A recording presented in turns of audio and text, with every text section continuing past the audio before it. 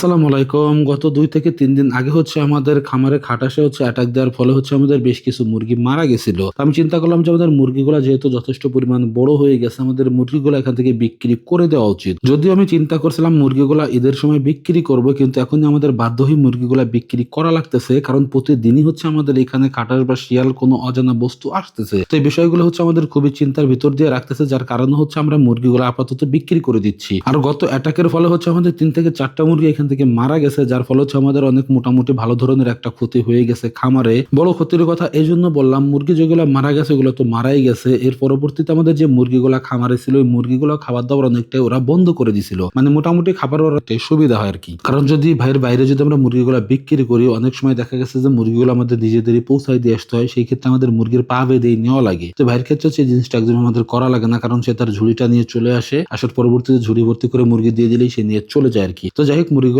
বিক্রি করার পরবর্তীতে আমাদের যে মুরগিগুলো আছে এখান থেকে আমরা আরো কিছু মুরগি তাকে দিয়ে দেওয়ার চেষ্টা করবো অবশ্যই। কারণ আমি দ্বিতীয়বার নতুন করে এরকম ধরনের ক্ষতির সম্মুখীন আর হতে চাচ্ছি না। তো যাই হোক, আমাদের আজকের ভিডিও এ পর্যন্তই। আল্লাহ তাআলা যেন আমাদের খামার এবং কৃষিতে বারাকা দান করেন। ধন্যবাদ সবাইকে। আসসালামু আলাইকুম।